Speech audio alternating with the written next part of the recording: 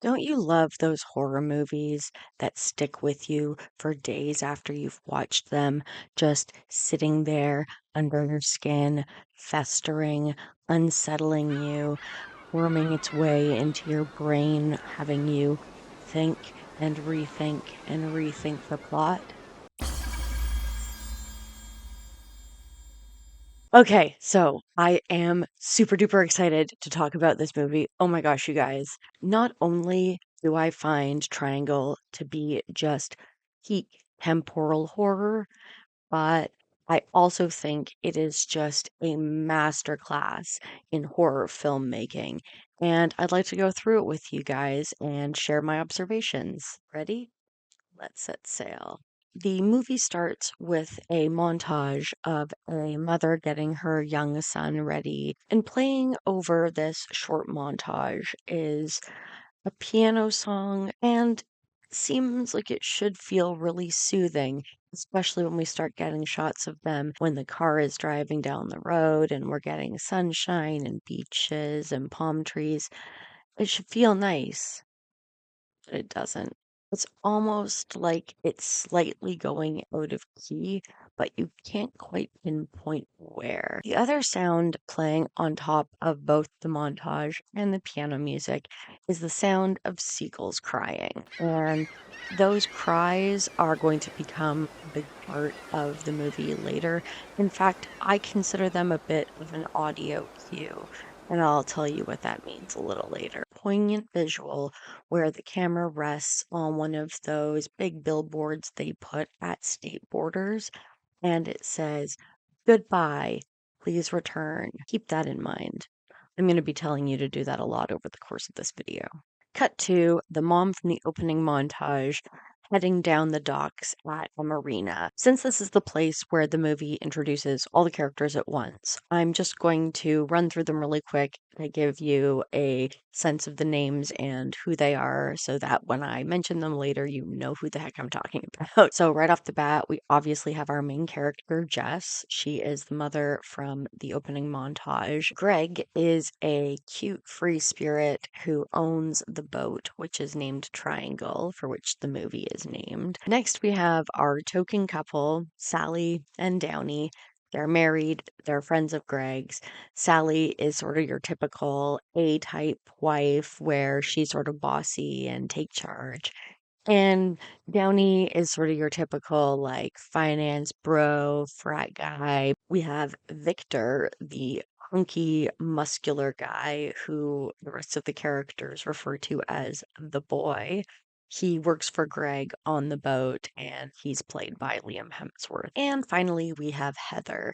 She is friend of Sally and Downey's. She has this really cute, innocent, girlish, almost doll-like appearance to her. Heather is there because Sally wants to set her up with Greg, even though it's pretty clear right away that Greg is into Jess. So once they're ready to go, they decide to set sail, and we cut to some strange footage of a bright sun in the clear blue sky. We see some close-up shots of the beach with some like hermit crabs scuttling around. And then we see the lapping waves coming up against Jess's body, which has been washed up on the shore. And she seems to have just been waking up, and then boom, cut back to the triangle. It turns out that that was a dream. Heather obviously senses that Jess is feeling a little bit off, so she tries to comfort her by saying the line, apparently having bad dreams can cure you of real life stress.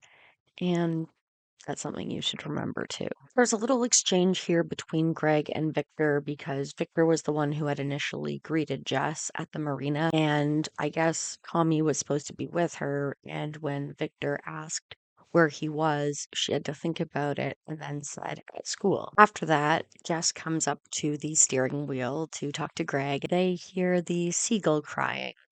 And Jess looks up to see that it's right over their boat, and Greg says, He thinks we're a fishing boat. He's gonna go hungry.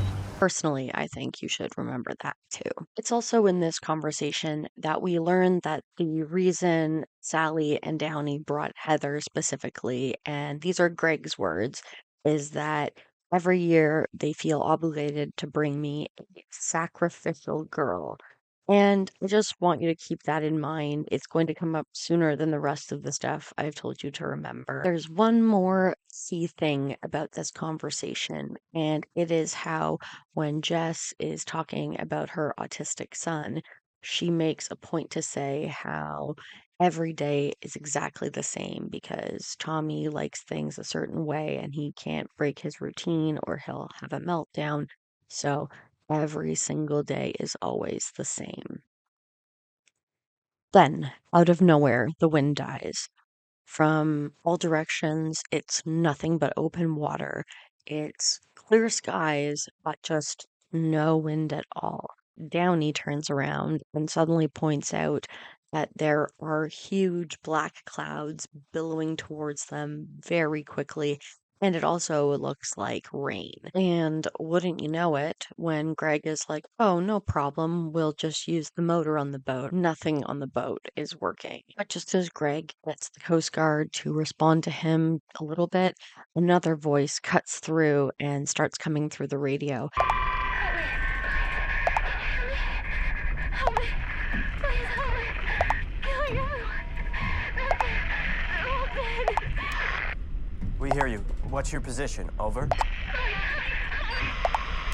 Distress caller, we hear you. What are your coordinates? Over.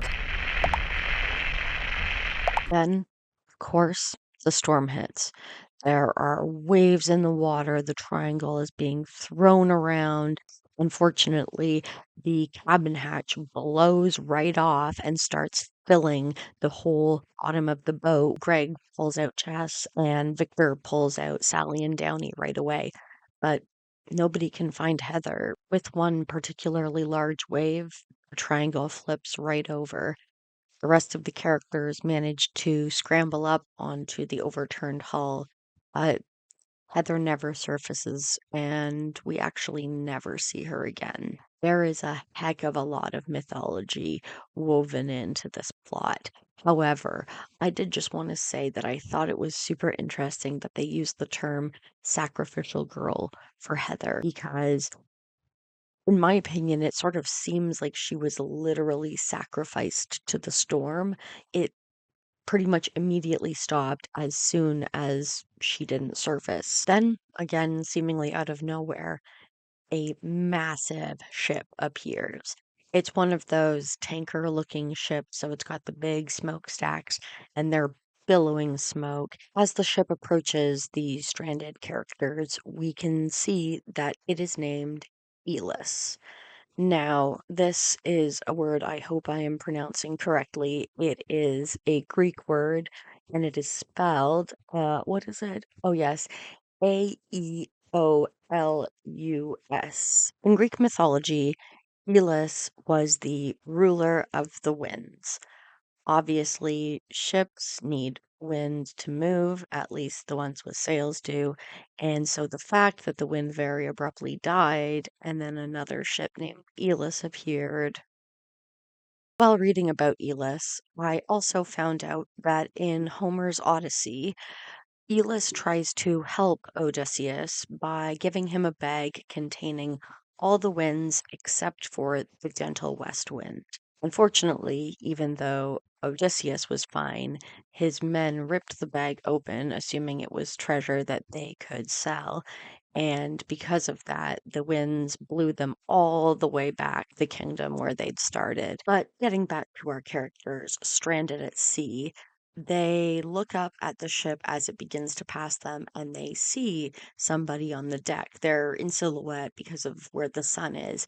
And so they can't see who it is, but they're like, hey, help, help. They get no reply, but they're basically like, This is our only chance for rescue, so let's just hop on board as it passes us. As they wander around the ship, they're calling out for anybody, but they're getting no reply. And the further they go into the ship, the more this begins to look like a cruise ship or something on the interior. It has long corridors with a bunch of doors, and they seem to all lead into like hotel rooms, basically. There is a huge banquet hall, there's a theater, and I don't know exactly if this is supposed to be part of the overall mysticism of the movie or whether this is just what old-timey cruise ships looked like. To me, the boat from the outside did not look like a boat that was designed to transport passengers in luxury.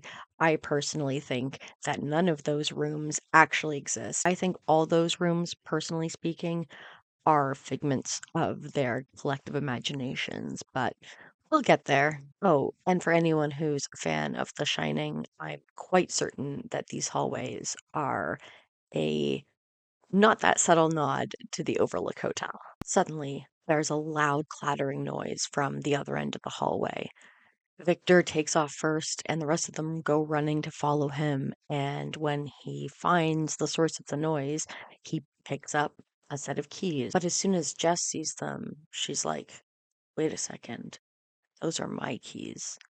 And she even opens up her locket to show that she has a photo of her son in her locket, and there's a photo of her son in like one of those keychains. And so she's like, these are my keys, but like, how is this possible? They continue to wander and enter a huge ballroom dining area where you would set up the buffet, but it's also sort of looking like there's a dance floor, obviously made to entertain guests. And there is a huge buffet of fresh food all set out. It's a lot of fruits and vegetables. Victor grabs a red delicious apple and takes a big old bite of it. I don't think I have to tell any of you that a big buffet like that is clearly a nod again to Dionysus. He is the god of, well, he is the god of a lot of things. In fact, so many things, I'm just going to read them rapid fire to you here right now. Dionysus is the god of winemaking, orchards and fruit, vegetation, fertility, festivity, insanity, ritual madness, religious ecstasy, and theater. So, if this buffet is a nod to Dionysus, then when Victor takes the apple and eats it, I think it could be reasonably assumed that that is direct contact with Dionysus, and direct contact with Dionysus, as we know, can cause insanity. And that plays into what happens just a little bit later. Another great little creepy moment that you could totally miss if you weren't paying super close attention is that Victor asks Greg for the time. Greg checks his watch and says about 11:30. But then Jess checks her watch and it says 8:15. And when she looks up at the analog clock on the wall of the ballroom, it also says 8:15. Again, that idea of like time being out of whack. Ugh. Before she can even ask about that, Jess turns around and sees a quick reflection of somebody running away, like in a mirror. And so, of course, she shouts, and Victor goes running after the person, but he doesn't catch them. In fact, he runs all the way to an outer deck of the ship, and no one is there. Remember this. As Greg and Jess are basically walking after Victor, they begin to argue because Jess is telling him that I know I've been here before. I've definitely been here before. And Greg is like, that's obviously impossible. You're just upset. You went through a terrible thing and you're worried about your kid. And like, it's all in your head, which is a terrible thing to tell somebody. But anyways, when they turn the next corner, they can suddenly hear the sound of a shower running. They follow the sound into a regular, like I said, like a hotel room type cabin. When they enter the room, we see Jess's reflection in one of those like three sectioned mirrors where the ones on the sides are tilted inward. so that if you stand in the right place, you look like you have infinite reflections.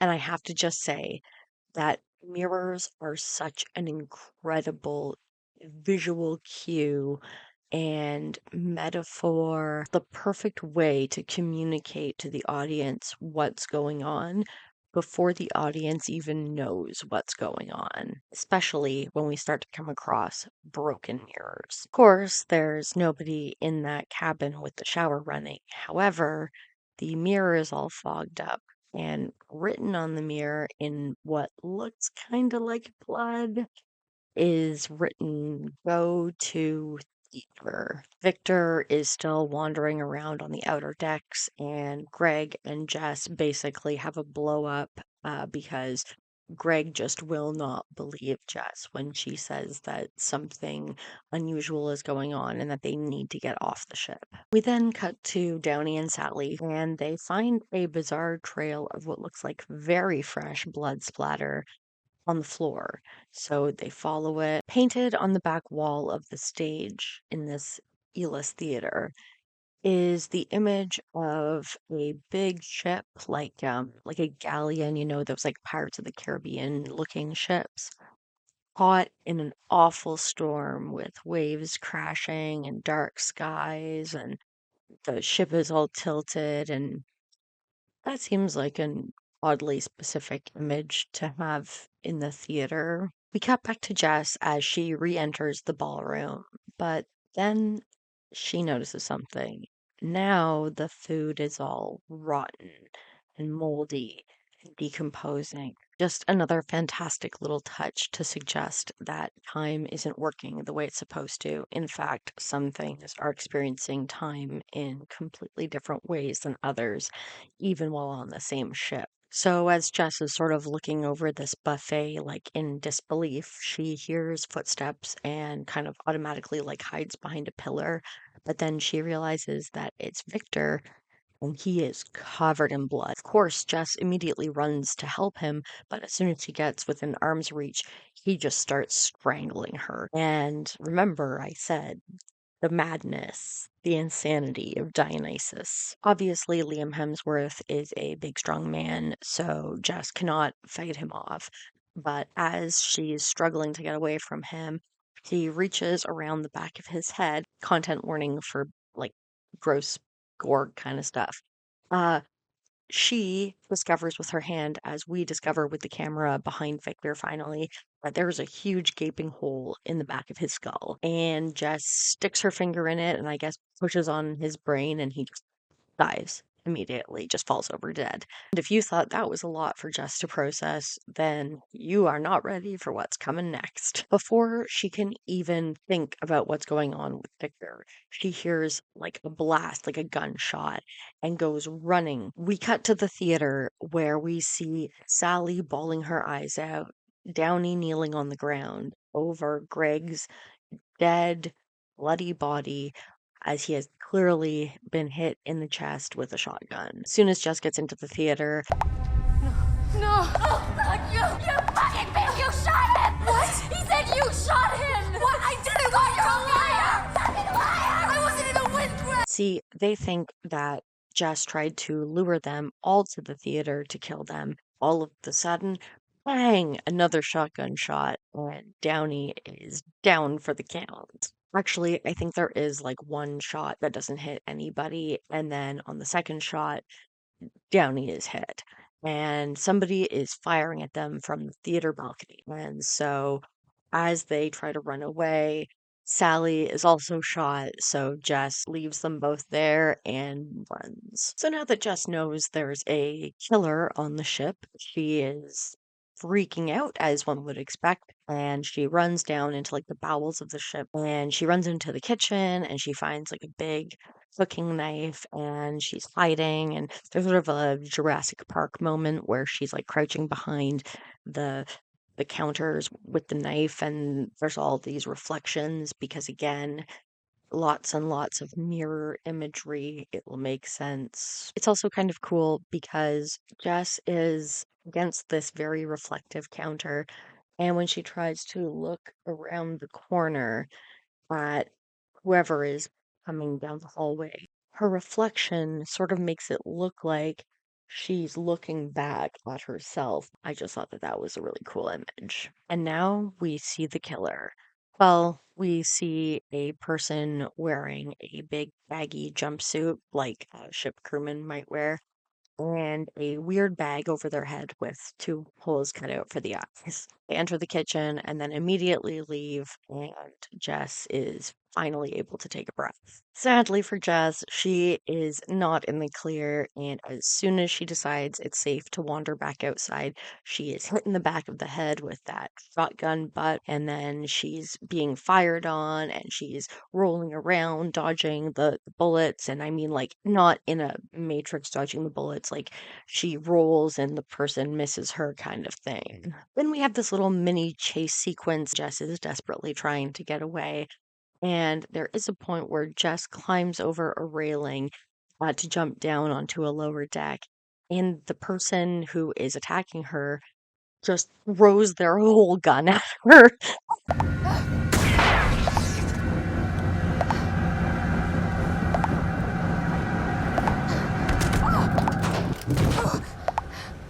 Hits her and knocks her down.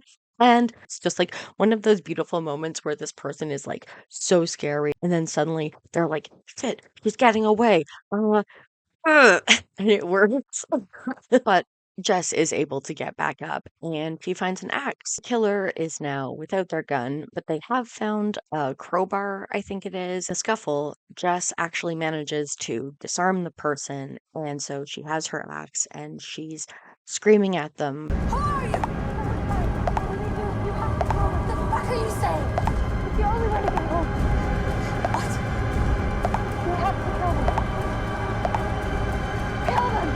Kill them. And so she tries to take another strike, and the person who has now been backed up against the edge of the boat kind of hops slash falls over the edge of the boat and into the ocean below. So now it's just Jess. Or is it? At this nice, soothing shot of Jess just out in the sunlight, and then we hear the seagull cry. So there's a great moment here of what I think is shifting diegesis. I know that's a big word. To quickly explain, diegetic sound is when in a movie or show or something like that, when there is music that is playing in the scene that the characters are aware of. That is diegetic. When you have music that is playing over a scene, like a soundtrack, that is non-diegetic music. So it is there for the benefit of the audience, but the characters aren't aware of it playing. So what shifting diegesis is when you get a moment where the sound is non-diegetic and then becomes diegetic or vice versa. That is to say, some old-timey kind of swing-like music begins playing, and it sort of feels like it must be non-diegetic, like it's playing over top of the movie. But then Jess opens her eyes and looks around, and she starts walking, and the music begins getting louder, and you realize that it is diegetic. There is a record player open, and what I thought was just a very like jumpy, bouncy tune is actually the record skipping and playing the same like spot over and over and over again. Jess walks forward, lifts up the needle of the record player, fixes the record, puts the needle back down, and then it does really start playing this very like bouncy up-tempo song. There's another masterful filmmaking moment right here in this cabin. It's sort of like going into the mirror. We realize that we were always looking at the mirror's reflection of this whole room, and so now we're actually out in the real world with Jess again. Or were we? This is why the use of mirrors for this is so good. Jess wanders back out and looks out to sea, and when she does, she sees the overturned triangle and all five of them, including herself, crying and yelling for help. Jess was the silhouetted figure who we saw them asking for help earlier in the movie. And then the seagulls begin to cry. So, this is the point in the movie that I would consider the first reveal of sorts, where you start to realize what's actually happening.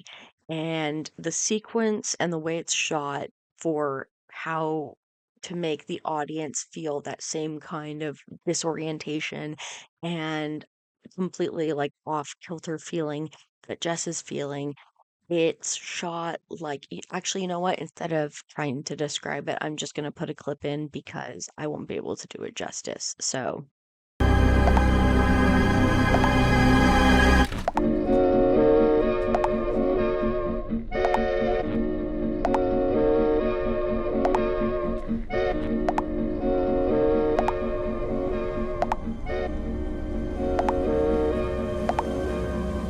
now, this is also the point in the movie where things get a little bit confusing.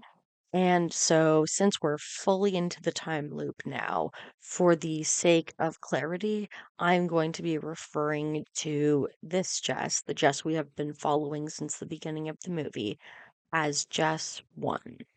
So we see the same footage of them getting aboard the Elis, wandering around the hallways. Only this time we see Jess 1 eavesdropping on Greg and Jess 2. Very understandably, Jess 1 is now having a full mental breakdown, so she's crying, and as she kind of leans back against the wall, her keys fall out of her back pocket. It makes a loud clattering noise, and Jess has to run away. But yeah, that's how her keys got in the hallway. It was her. We get another series of really like quick cuts as Jess is running down the hallways and stuff. But the ship is only so big, so eventually Jess 1 hears the group come into the ballroom. She's hiding around a corner, but there's a mirror and she's almost seen, but then takes off running. Jess 2, of course, sees the blurry reflection of somebody running, and just like before, Victor takes off running after them.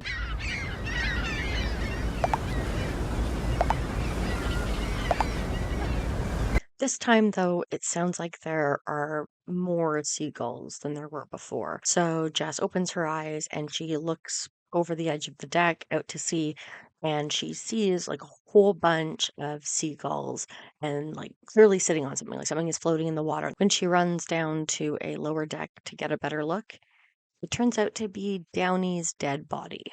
So I'm sure most of you, at least at some point, have probably heard the myth of Prometheus. Prometheus betrayed Zeus by bringing fire to the humans from Mount Olympus. And as a punishment, he was bound to a rock and have an eagle eat out his liver alive every single day. Since he was unable to die, his liver would regrow by the next day, and the eagle would eat it out again and again, basically forever. We can draw a comparison to the punishment of Prometheus and the time loop that Jess is experiencing. The whole idea of the repeating punishment. But it is also a very interesting take on the way that that myth goes because in the mythology, Prometheus's liver was eaten out by an eagle because an eagle was a symbol of Zeus. But in this movie, because the seagulls are kind of our cue for horror, I think it's also interesting that as scavenger birds especially, they would be included as part of this like temporal, eternal torment. And also remember what Greg said about the seagulls going hungry. Now we see what happened to Victor when he exited out onto the outer decks of the ship. Basically, he encounters Jess 1, and she is trying to convince him that there is another her running around the ship. Victor, again, very understandably, is like, "What are you talking about, you crazy person?" He gets so aggressive, though, trying to convince him that this is happening.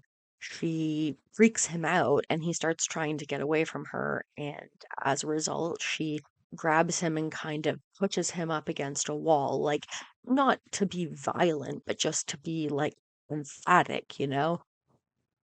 Then Victor looks weird. And when he stumbles away and falls to his knees, we realize that when Jess shoved him up against the wall, there was a boat hook, like one of those big heavy rope hooks, and it went right into the back of his head.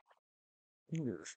So poor Jess ends up running back down to the crew quarters and she's sobbing and having a mental breakdown. Then, when Jess gets a hold of herself, she realizes that she's been sitting in a big pile of like crumpled up paper, and all of them say the exact same thing. If they board, kill them all.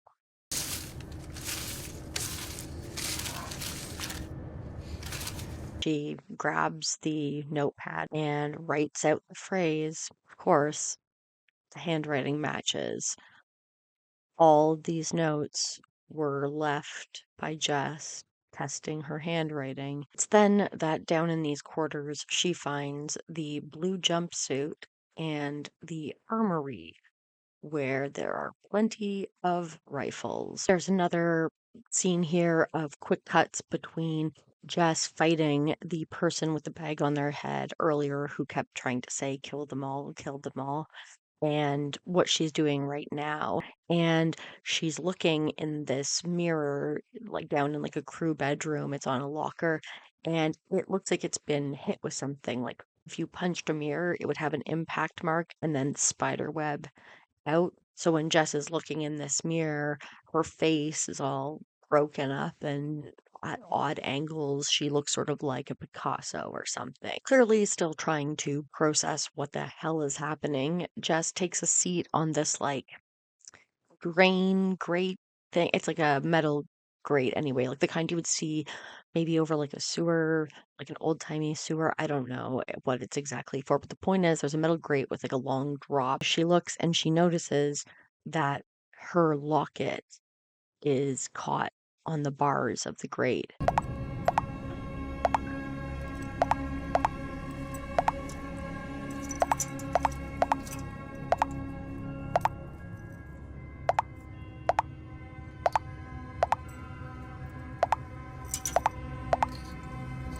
And this is where we get the first of what I think are not just scary reveals.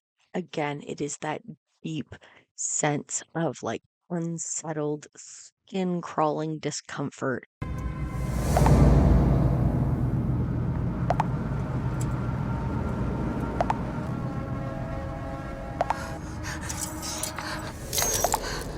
Cut back to Victor wandering around, still alive, but covered in blood, and now we know why. This time, however, Jess 1 encounters him and holds him at gunpoint.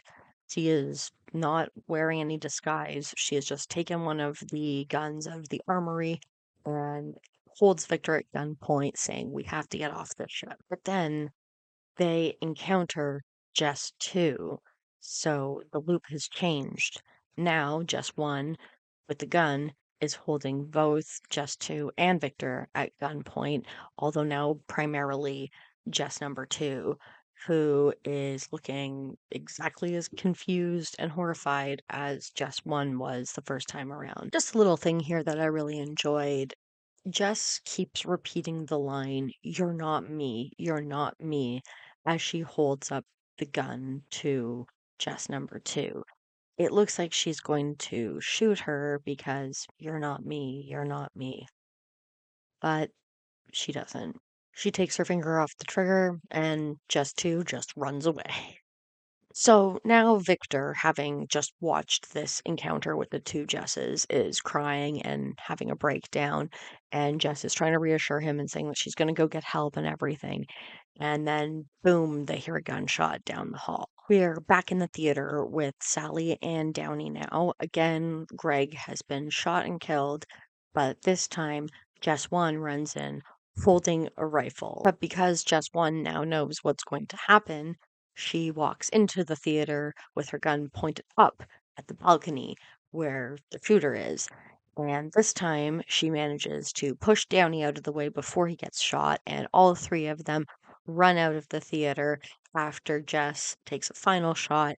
And she's like, I think I grazed them. I think I grazed them. She tells them, we're getting off the ship, hands Downey the gun, and then goes to get Victor. Victor is not where she left him, so she goes to go looking for him, ends up on the outer deck, sees a terribly bloody, like, handprint. Looks like someone was leaning on the railing, but when she looks down, there's no body in the water, so we don't really know what happened to Victor. Then there are more gunshots, so Jess starts running. We cut back to Downey and Sally.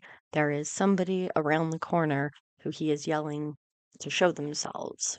This time, the camera comes down the hallway and around the corner where we see the bag headed person pull the mask off.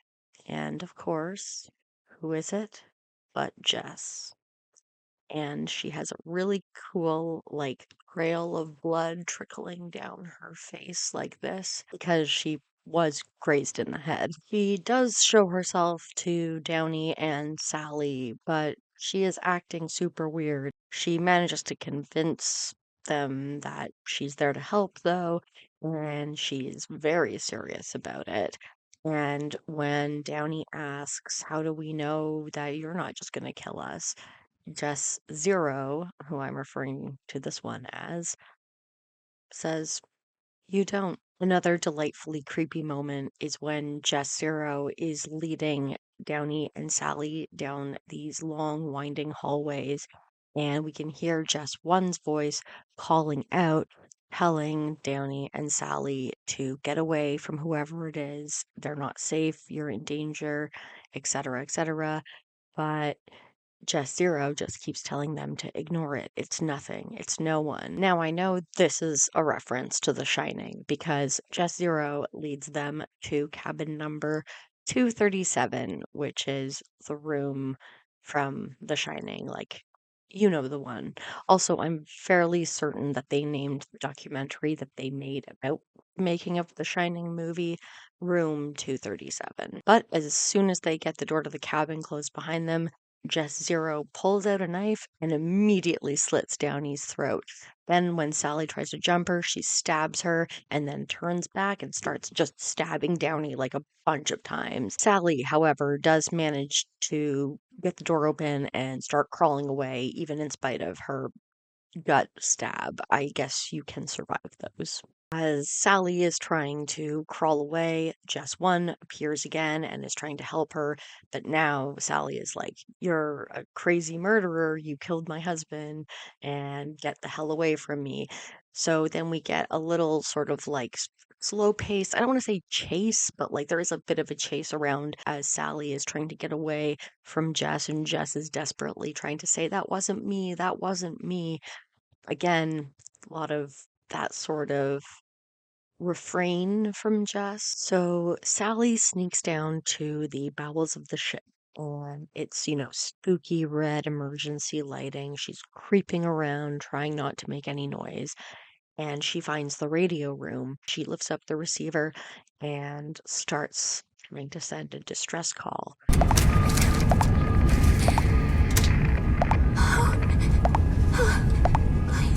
can you hear me? Help me. Please help me. She's killing everyone. They're dead.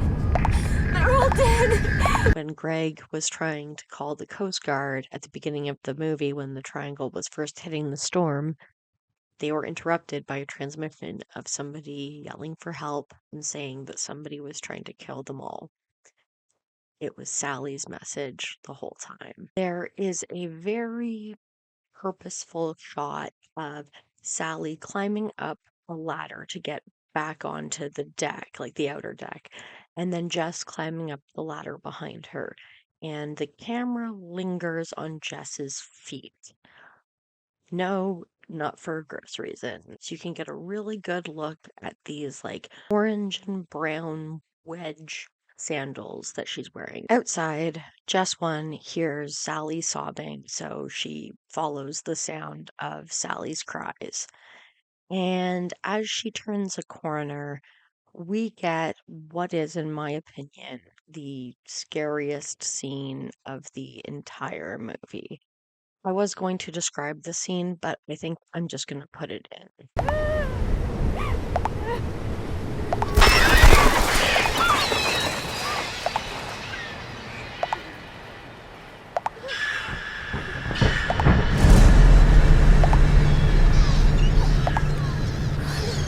So here's another reason why this movie is such a masterclass of horror filmmaking. When you have a character see something horrifying, the way that Jess sees the horrifying piles and piles of bodies, the camera actually lingers on her face and her realization for several seconds before we actually see what it is she's reacting to. Sally is just whimpering, and Jess is trying to convince her that you can trust me, you can trust me. And there's another nice little detail here where Jess takes off her sweater and like puts it on Sally's stomach wounds to put pressure on it. But if you look around at all the other corpses in the scene, they all have Jess's sweater like pushed up against their stomachs or lying on their stomachs. Suddenly, there's a noise, and Jess 1 looks out onto the lower deck where she now sees Jess 2 fighting Jess 0, who has the bag on her head.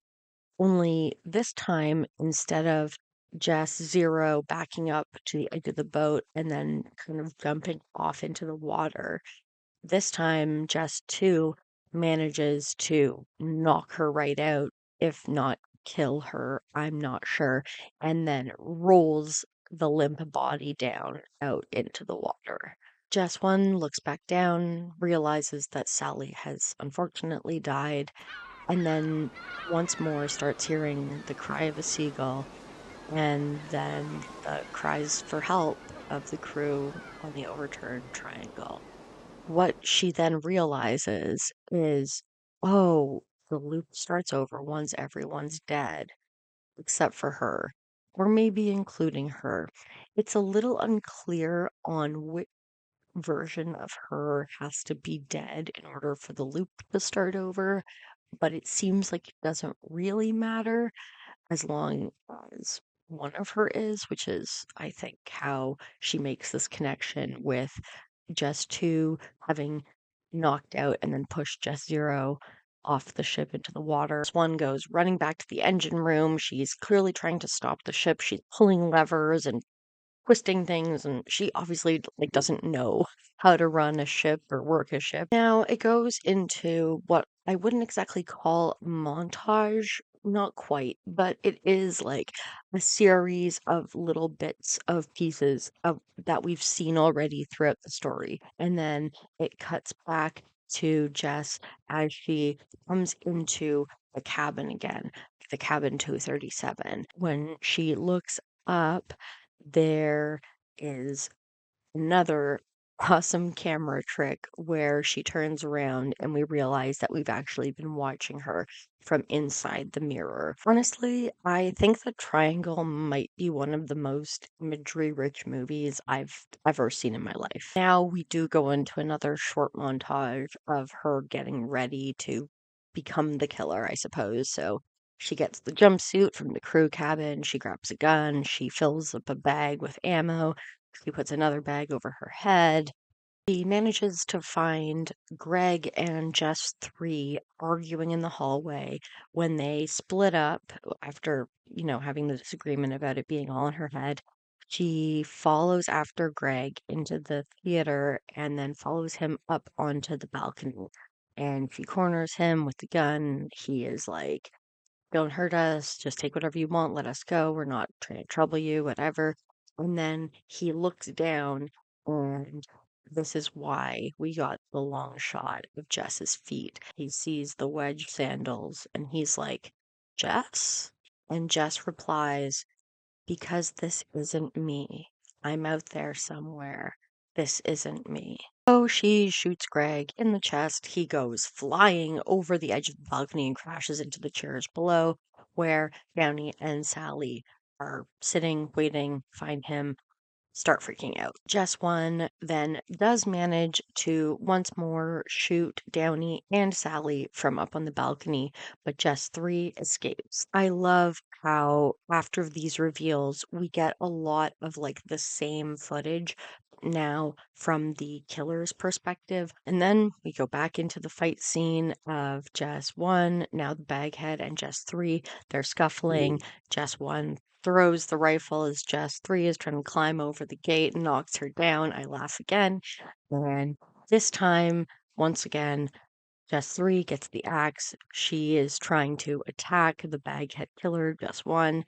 And now we kind of get to like be inside the bag a little bit, and we realize that it was Jess trying to explain to herself that you have to kill them all to make the loop restart, and we cannot get on the boat. That's the key to getting out of this, is we can't get on the ship. As we had seen before, instead of the previous broken loop, we get the original loop this time, where Jess 1 backs up to the edge and then sort of lets herself fall over the edge and into the ocean. Transitions to the sun in the sky, and then boom.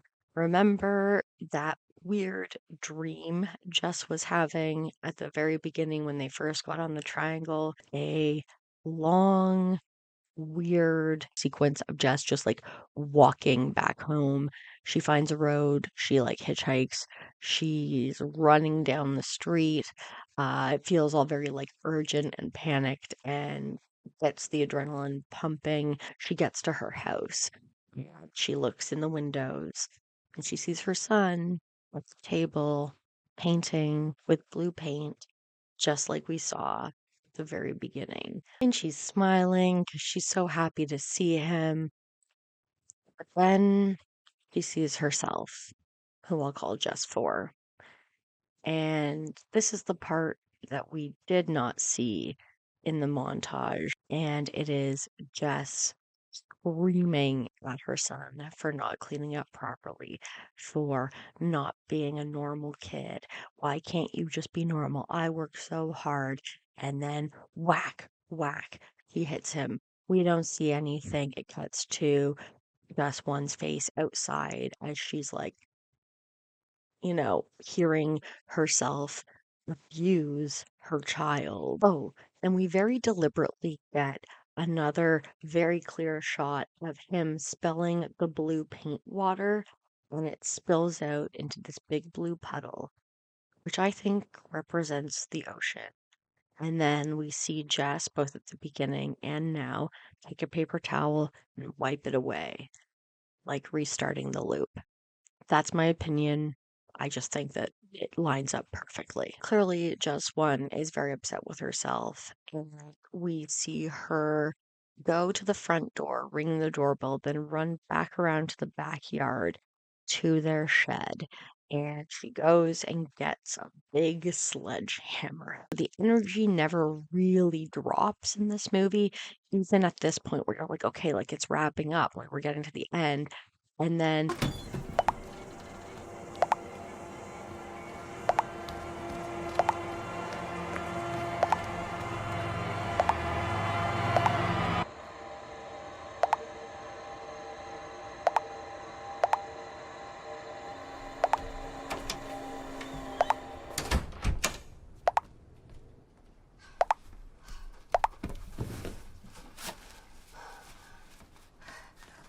but of course, Kami walks in right as Just One is finishing the brutal beating to death of Just Four. And he tries to run away again, but she runs after him and catches him, and he starts hugging him and basically gaslights him, telling him it wasn't me who said those things. That wasn't mommy. That wasn't mommy. Mommy never would hurt you. And she also says something like, it was just a bad dream, and bad dreams can make us feel like things were really, really real when they weren't. It was just a bad dream. And it's like, okay, like, not only do we now see, like, how Jess copes with being an abuser, but also how the situation with her son ends up being kind of a mirror of what happens to her on the triangle, which is like, this is just a bad dream. This is just a bad dream. And it feels really real, but it can't be. It's just a bad dream. Jess, one, shoves the dead body of Jess 4 into a big duffel bag and then puts that duffel bag into the trunk of her car. And right before she closes the trunk, she very deliberately takes the locket off Jess 4 and puts it on herself because remember, she lost hers on the ship. And there's this lovely shot of their car driving on the highway along the waterfront, and it's sunny and it should be really nice. Cut to inside the car. Jess is just absolutely babbling her head off about how she's going to be a better mom and she's going to be a good mommy. She's never going to hurt him ever again. We get what is, I think, this movie's only true jump scare as a seagull smashes into the windshield and leaves a big splat of blood. And obviously, it spooks Jess, it scares the crap out of her son, and he's crying, and she's trying to get him to stop crying, and so they have to pull over. It seems like seeing the dead seagull and its blood is really upsetting Tommy, so Jess gets out of the car, she wipes the blood off the windshield with a newspaper, and then she uses the newspaper to pick up the seagull's dead body. And she walks over to, again, like they're right on the water's edge. So she walks over to basically like the drop off of the street where you can throw stuff down onto the beach below. And again, in this masterful moment of horror filmmaking.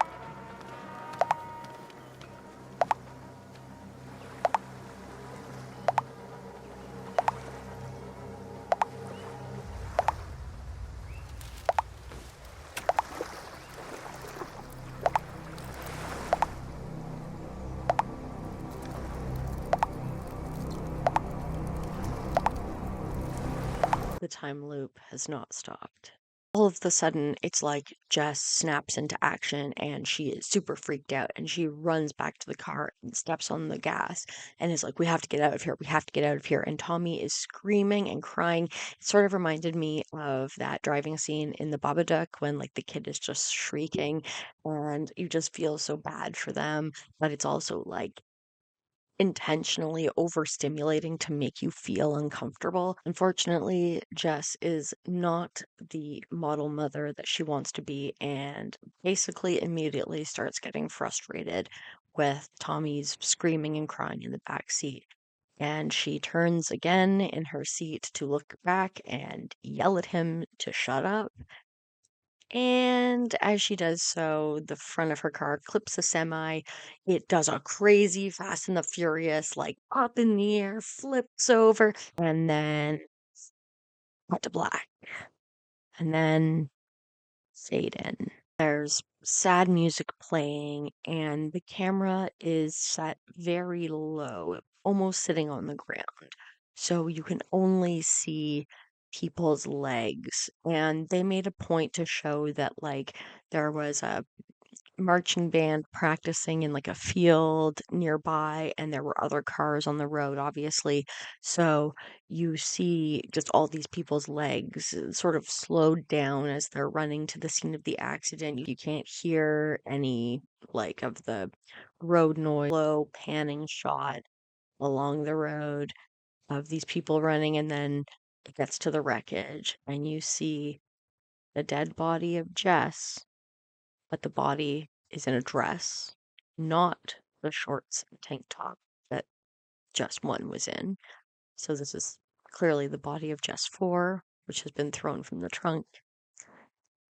And as we pan a little further, sadly, we also see Tommy's body. And as the camera pans past the wreckage and back up to like the usual spotted camera would be, there's a slow decrease in saturation and we see Jess One standing on the road looking at the wreckage, seemingly completely unscathed. In the background, out of focus, we can see a yellow taxi and a man gets out of the driver's seat. He walks up behind Jess and asks if she needs a ride. Without turning back around, she asks who he is, and he answers, just a driver. I'm sure anyone familiar with Greek mythology is well aware of the ferryman Charon, who you have to pay to take you across either the river Styx or the river Acheron, and that's how you get to the underworld. If you don't pay the ferryman to take you there, then you are basically condemned to wander the shores of the River Styx for 100 years before you're allowed to move on. I'm fairly certain that this is exactly who the taxi driver is meant to be. Then he specifically says, as he sort of leans around to look over at the wreckage, that they shouldn't bother trying to save her son, that there's no coming back from that. I think that that line in specific is an abuse metaphor. And I also think that this is what makes up the Prometheus myth more so than anything else, is that it's the abuse metaphor, right? You can't undo what you've already done. Ultimately, Jess ends up getting into the cab and tells him to take her to the harbor. Basically, as soon as she gets into the cab, she falls asleep. There's some shots of them driving. When they arrive at the marina, the driver says, I'll leave the meter running. and he says, "You will be coming back, won't you?" And she says, "Yes, I promise." And then this is where we return to the very beginning of the movie with Jess running into Victor and then the rest of the gang on the dock. So we know that she breaks the promise because he does not return to the cab. And that immediately made me think of the myth of Orpheus because he had to promise never to look back in order to walk out of the underworld with Eurydice. And he broke the promise, and that, screwed him. So I kind of think that this must also play in some way or another. So let's go sailing. Okay.